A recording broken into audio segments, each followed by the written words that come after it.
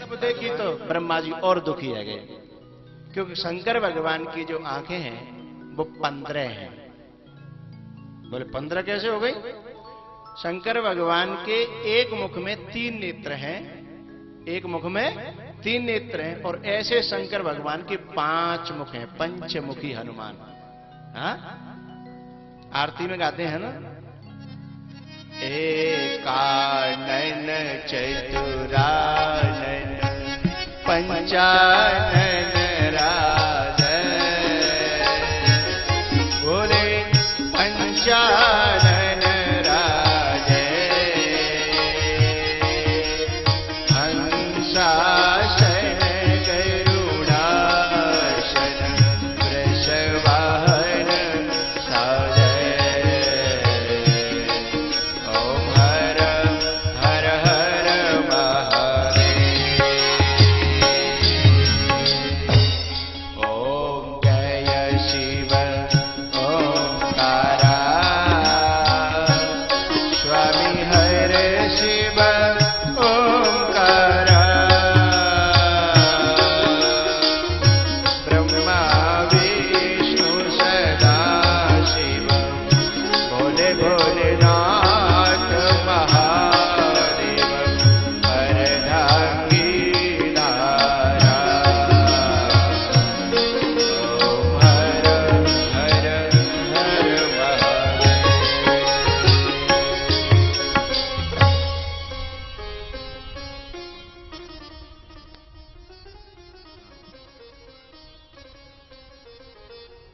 ओम जय शिव ओंकारा,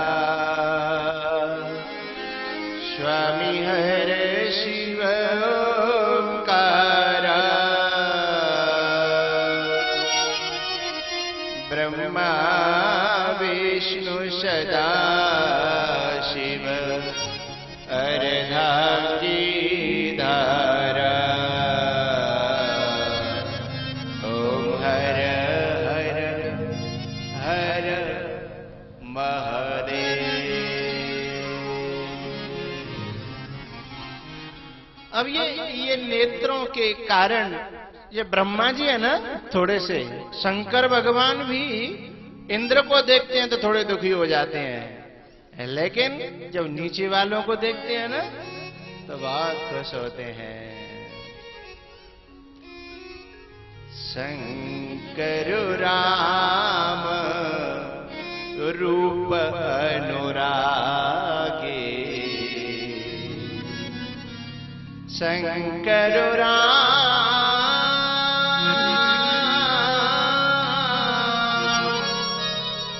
रूप अनुरागे, नयन पंचदश अति प्रिय लागे, नयन पंचदश अति प्रिय लागे,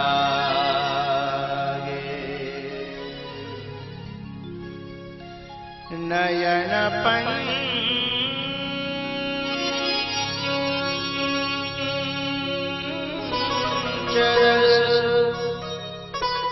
अति प्रिय लागे,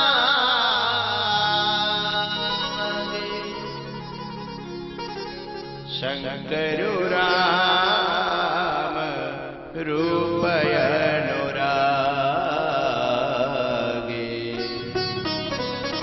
ये इंद्र था ना, इंद्र को पहले तो शाप लगा था कि तेरे शरीर में 1000 छिद्र हो जाएं, लेकिन जब संतों के चरणों में ये गिड़गिड़ाया, जब ये गिर पड़ा, तो फिर संतों ने कहा कि चल कोई बात नहीं, गलती करने के बाद बात समझ में आ जाए तो बात बन जाती है। हाँ, तो ऐसे फिर कह दिया कि चल तेरे ये छिद्र है ना, ये मौका आने पर 1000 छिद्र आंखों के रूप में परिवर्तित हो जाएंगे, नैनों के रूप में परिवर्तित हो जाएंगे। आप इतिहास को जब उठाओगे, आप इन पुराणों के ग्रंथों को जब देखोगे तो ऋषि मुनि संत महात्माओं ने जो शाप भी दिए हैं ना, वे बाद में वरदान बन गए हैं। अरे ऋषि मुनि संत महात्मा तो बहुत बड़ी चीज है। यदि माँ बाप गाली देते हैं ना और उन्हें कोई प्रसाद मान ले, तो वो गालियां भी आशीर्वाद बन जाया करती हैं। माँ बाप की फटकार, गालियां, गुस्सा आशीर्वाद बन जाता है। फिर ऋषि मुनि संत महात्माओं की तो बात ही अलग है, उनकी तो बात ही अलग है। भैयाओ, जब बहुत देर हो गई और उन्होंने अपनी आंखों को पकड़ के रखा है और प्रार्थना कर रहे हैं कि जल्दी से जल्दी आप काम करो और ये माला डलवा दो, नहीं तो हमारी आंखें हैं बहुत परेशान हो गई हैं। क्योंकि ज्यादा देर यदि हम ऐसा करके रखें, यदि ज्यादा देर हम आंखों को खुली रखें ना, तो फिर आंखें धुंधलाने लगती हैं, दिखना भी बंद हो जाता है। सीता जी ने कहा, लखन भैया कोई उपाय हो तो करो। लक्ष्मण जी दौड़े दौड़े गए, धनुष बाण रखा और जाकर के सीधे गिर पड़े भगवान के चरणों में। अब जब गिर पड़े तो राम जी ने सोचा कि पता नहीं कुछ प्रणाम प्रणाम कर रहा होगा, मनवागो होगा, लेकिन प्रणाम इतनी लंबी, काफी देर रह गई, उठे ही नहीं। राम जी ने कहा कि भाई इतनी देर रह गई, अब खड़े हो जाओ। बोले आज खड़े होने के लिए नहीं गिरे। बोले तो? बोले गिरे ही रहेंगे अब। अरे भाई गिरे रहेंगे क्यों? बोले आप अपने हाथों से उठाओगे तो ही उठेंगे, और नहीं तो हम पड़े ही रहेंगे। अब तो राम जी बड़े धर्म संकट में पड़ गए कि यदि ऐसे ही पड़ा रहा और मैंने नहीं उठाया तो दुनिया क्या कहेगी। बताओ भैया पावनम पड़े हो और इठाई खड़े हो रहे हो, हैं? बोले कि झुके नहीं पायो। और यदि मैं झुकूं तो जो वैसे लोग हैं विरोधी झुकेंगे, जित साज सही सब भैया बुला लोगो, इशारे थे कह दियो कि तू पावन में गिरियो, मैं उठावे के लिए झुकूंगा और माला पड़ जाएगी। ये सब साजिश है, लोग ये कहेंगे। राम जी ने कहा कि भैया आज तू खड़ो है जा यहाँ अपने आप घर, तू 20 सवेरे गिरियो, हम 20 सवेरे उठाएंगे। लक्ष्मण जी ने कहा घर की कोई नहीं बात, घर भर की कोई बात ना, यहाँ गिरे यहीं उठाओ। हाँ, अब जब बहुत देर हो गई और कैसे लक्ष्मण जी नहीं उठ रहे, और भक्त और भगवान में जो जब इस प्रकार की छिड़ी है तो झुकना तो भगवान को ही पड़ा है। भगवान को तो छोड़ो, इस धरती पर भी जो महान होता है वो झुका करता है, उच्च लोग कभी झुकते ही नहीं है साहब। विशाल व्यक्ति ही झुक सकता है, महान व्यक्ति ही झुक सकता है, छोटा व्यक्ति कैसे झुक जाएगा। राम जी उसे लखन को उठाने के लिए जैसे झुके और सीता जी ने गले में माला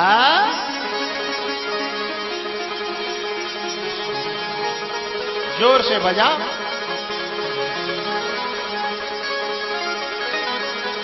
माला परवेते खुशी भइयो तो, अच्छा माला परवेते दो प्रकार के लोग होते हैं, एक तो खिले जाते हैं और एक फूके जाते हैं। माला चाहे सीताराम की हो चाहे यहाँ काऊ गांव में काऊ आदमी की हो, है गांव में यदि काऊ के छोरा की शादी वारे आ जाए हैं तो कुछ लोग तो खुल जाते हैं, खिल जाते हैं साहब, अरे फलाने के ब्याह बढ़िया बात है। और कुछ लोगों को मालूम पड़ जाए कि फलाने के देखे भाई आएंगे तो बिना के तो आग लग जाते हैं। दोनों तरह के लोग होते हैं दुनिया में।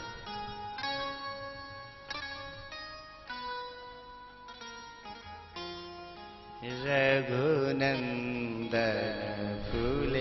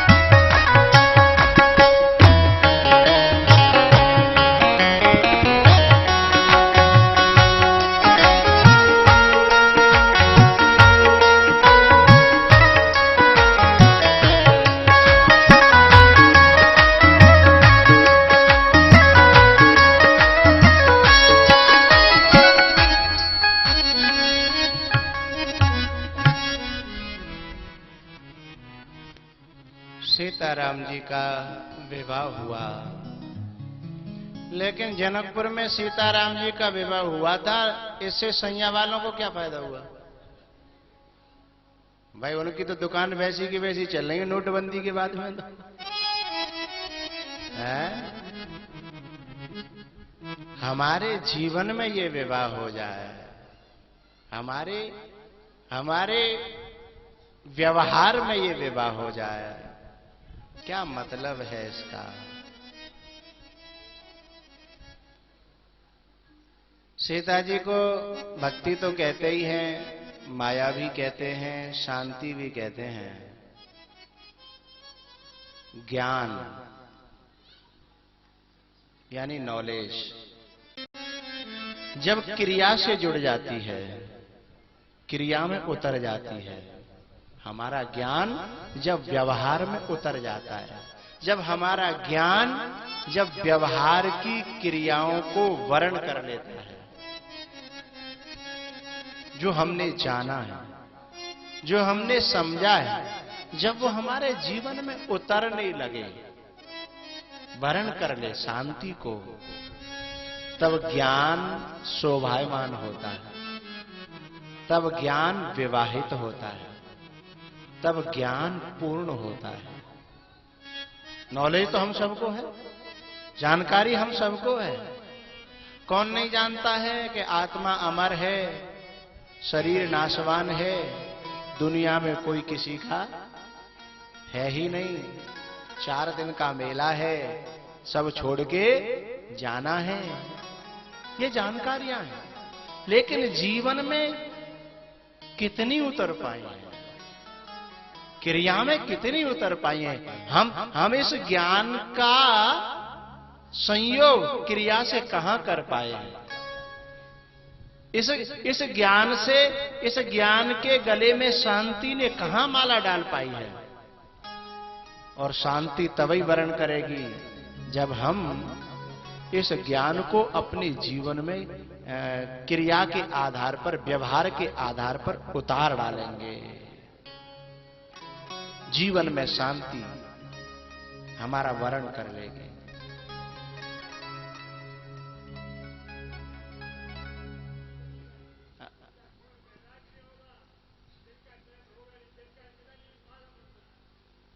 वाह साहब, जोरदार तालियां बजाइए हमारे पंडित जी के लिए।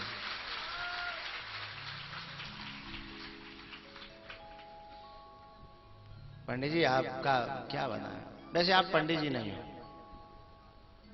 आप साधु हो। बड़ी प्यारी बात कही है, और मेरी कथा में पहुंचते हैं मुझे गदगद होता हूं मैं। इनकी बातें ऐसी निकल करके आती हैं गजब की।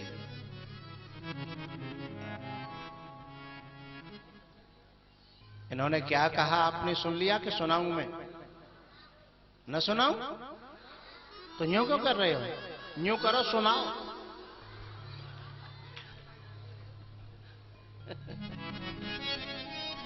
बड़ी प्यारी बात कही है हमारे दुबे जी ने। वैसे इन्होंने मुझसे एक बात कही थी कि मुझे आप सिर्री कहा करो, सिर्री। क्यों? क्योंकि ये जितना ज्ञानी बनता है ना ये समाज है, उतना ही अज्ञान की ओर जाता है, और जितना कोई जीव सिर्री पने की ओर जाता है उतना ही परमात्मा की तरफ जाता है।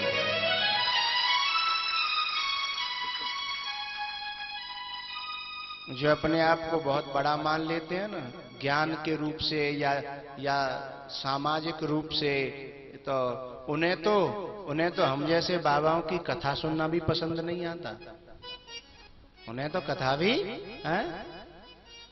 अच्छी नहीं। वो ज्ञान का जो अहंकार है, अथवा अपना किसी भी चीज का बड़प्पन का अहंकार आ जाए है, तो फिर कथा भी अच्छी नहीं लगती।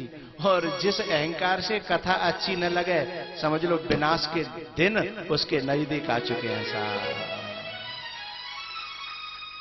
अरे गरुण जैसा भगवान का पार्षद है, एक कौआ के यहां जाकर के कहता है मुझे कथा सुनाओ। है? एक कौआ के यहां जाकर के कहता है कि मुझे कथा सुनाओ।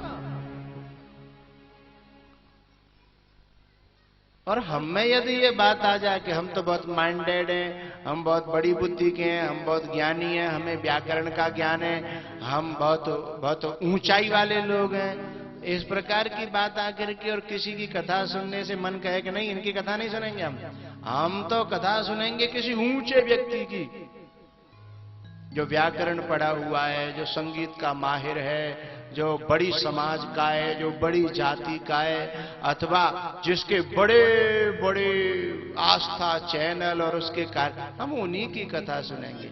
समझ लो, जो बुद्धि इस बात को कहने लगी है, विनाश के दिन नजदीक आते हैं ना, तब इस प्रकार की धारणाएं बन जाया करती हैं। मधुर बचन तब कागा, बड़ा प्यारा उत्तर दिया आपने। एक बड़ी प्यारी बात कही कि हमारे मन में जब तक राग बैठा है, मैं खोल रहा हूं उस बात को, उन्होंने तो एक शब्द में कह दिया कि बिना वैराग्य के इन दोनों का मिलन नहीं हो सकता, एक शब्द में कह दिया, लेकिन आपको समझाने के लिए मुझे थोड़ा सा इसे खोलना पड़ेगा। हमारे जीवन में जो हमारा ज्ञान है वो क्रियान्वित क्यों नहीं होता? भाई हमें पता है कि औलाद कोई काऊ की ना, और औलाद भी एक संबंध है, इसे हमें छोड़ के जाना है, क्या लेना देना, हमें भगवान का भजन करना है। वैसे कुछ लोग मानते हैं कि औलाद को मैंने पैदा किया है, ये गलत धारणा है।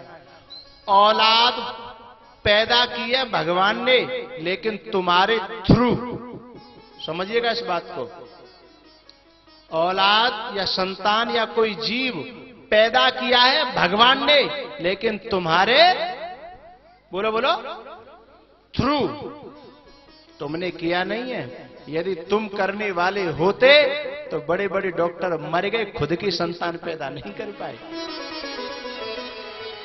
आगरा में ऐसे डॉक्टर हैं, नाम आप जानते होंगे, मैं लेना नहीं चाहता, खुद डॉक्टर, बहुत बड़े डॉक्टर पैदा नहीं कर पाए। तो पैदा हम नहीं कर सकते, की तो भगवान ने, लेकिन हम करता धरता बन जाते हैं। तो मेरा कहने का तात्पर्य इतना है, ये जितने भी जीव हैं ना, अपने अपने अनुसार परमात्मा ने प्रकट किए हैं, लेकिन हमारे थ्रू हैं, बस इतना है। इतना न मान बैठना कि हमने किया है, और ये भी जान लें हम कि ये सब कोई किसी का नहीं है, झूठे नाते हैं नातों का क्या, कसमें वादे प्यार वफा सब बातें हैं। लेकिन ये बात यदि हमारी आसक्ति ममता मोह ज्यादा है तो जानते हुए भी जीवन में उतर नहीं पाएगी। और जब भीतर वैराग्य आ जाएगा, जब जीवन में वैराग्य आ जाएगा, तो फिर वही संतान, वही पत्नी, वही बच्चे, वही नाती फिर अखरेंगे नहीं, और न हम उनके लिए मरेंगे। फिर तो एक ही वृत्ति बन जाएगी, ना हम किसी के न कोई हमारा, ना हम किसी के, देख लिया दुनिया का नजारा,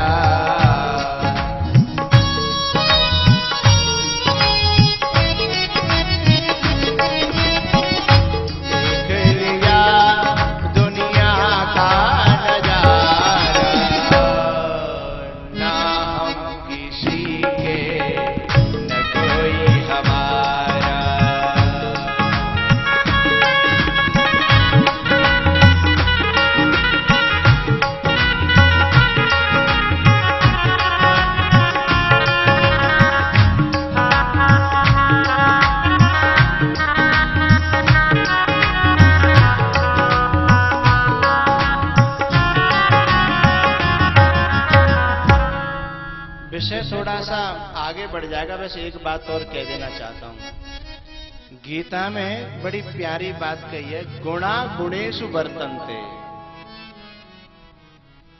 यदि हम आत्म रूप से अपने आप में भीतर उतरने लगे तो हमारी समझ में आने लगेगा कि ये गुण गुणों में बरत रहे हैं। तमोगुण तमोगुण में बरत रहा है, सतोगुण सतोगुण में बरत रहा है, रजोगुण रजोगुण में बरत रहा है, और हम तो इन गुणों से अलग हैं। लेकिन वेदांत में एक तादात्म्य संबंध होता है स्वामी जी। तादात्म्य संबंध, तादात्म्य संबंध में क्या होता है, जैसे कोई गिलास है और गिलास है वो लाल कलर का और उसमें पानी भर दिया। गिलास लाल कलर का है और पानी तो पानी के ही कलर का भरा है हमने, लेकिन जब गिलास में भरे हुए पानी को हम जब दूर से देखते हैं तो पानी कैसा लगता है, लाल कलर का। जब हम अपने स्वरूप से हटकर, आत्म स्वरूप से हट करके जब अंतःकरण में तादात्म्य हो जाते हैं, मिल जाते हैं, और अंतःकरण की वृत्ति से जब हम किसी दूसरे को देखते हैं तो हमें वैसा ही संसार दिखाई देता है जैसा हमारे अंतःकरण माने बुद्धि, अंतःकरण माने बुद्धि, और जो नहीं थे हम वो बन जाते हैं। हम बन जाते हैं दुबे जी, हम मुक्तानंद बन जाते हैं, विष्णु चेतन बन जाते हैं, राम सिंह बन जाते हैं, लेकिन हम वो है नहीं। फिर हम जो बन जाते हैं उस रूप से हम जब दूसरे को देखते हैं तो फिर हमें अपनी एक अलग सृष्टि और दृष्टि दिखाई देती है साहब। इसे उपनिषदों में दृष्टि और सृष्टिवाद कहा है। जैसी दृष्टि वैसी सृष्टि। यदि दृष्टि बदल जाए तो फिर बात अलग हो जाएगी। हाँ, एक कवि ने तो कहा है, मन मगन भयो अब का बोले, मन मगन भयो।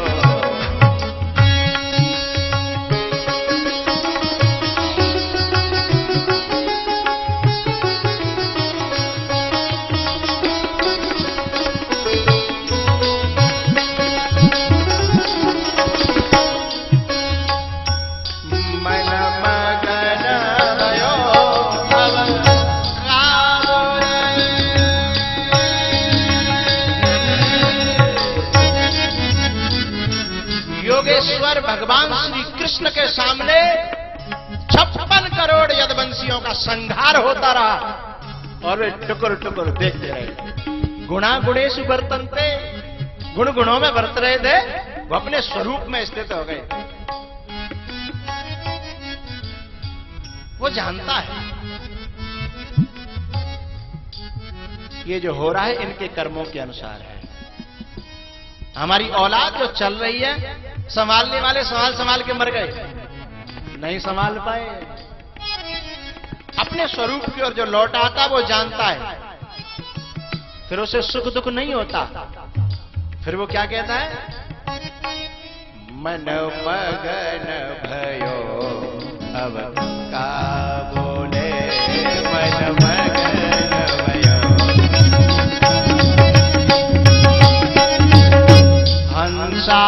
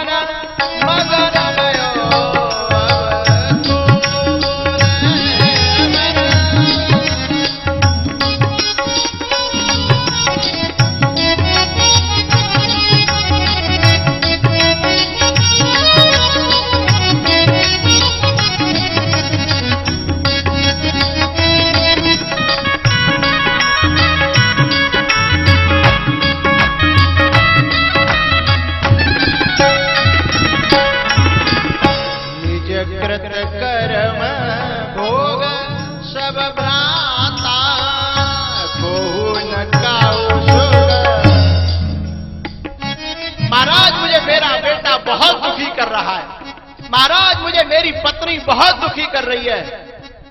ये सत्य बात नहीं है। उसमें जो मेरी ममता है ना, वही मुझे दुखी कर रही है। उसमें जो मेरी आसक्ति है ना, वही मुझे दुखी कर रही है। वो तो अपनी मस्ती में है, लेकिन हमारी आसक्ति हमें चैन से नहीं बैठने दे रही कि मेरी बात नहीं मान लो, मेरे अनुसार नहीं चल लो। है? बाकी आसक्ति ना तुम में, हमारी आसक्ति वहां में बैठी है। और जैसी आसक्ति खत्म हो जाए, मन मगन भयो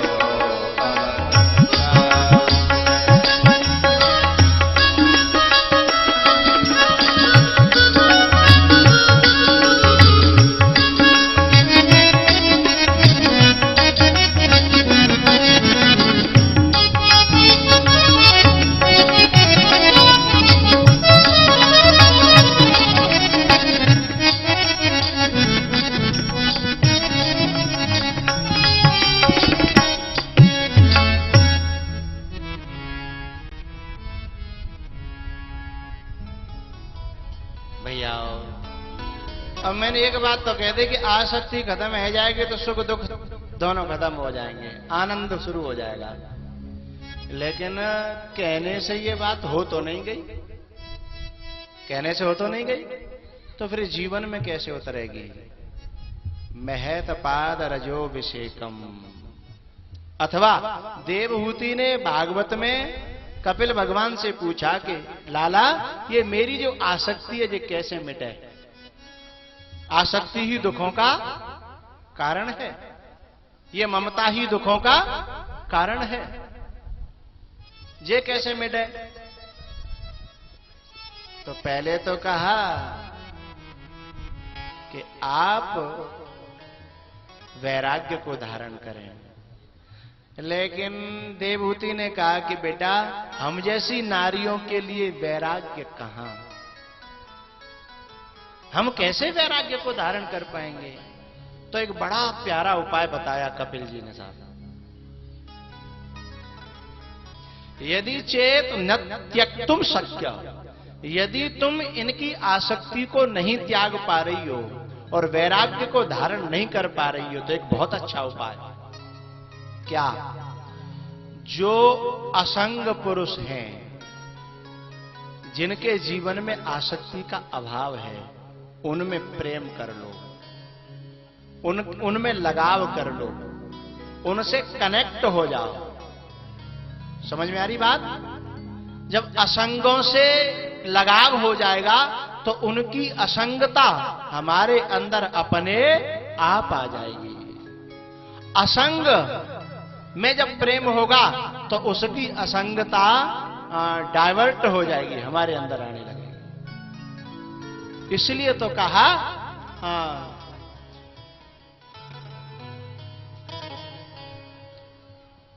वो महाराज जी गाते हैं ना वृंदावन में, गोवर्धन में,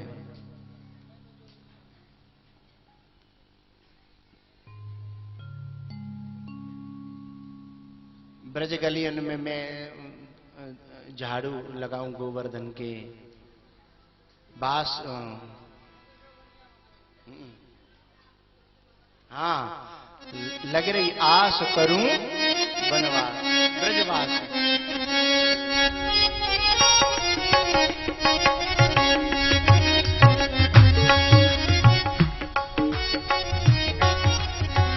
लग रही आस करूं ब्रजवास, तलती गोवर्धन की मैं लगी रही।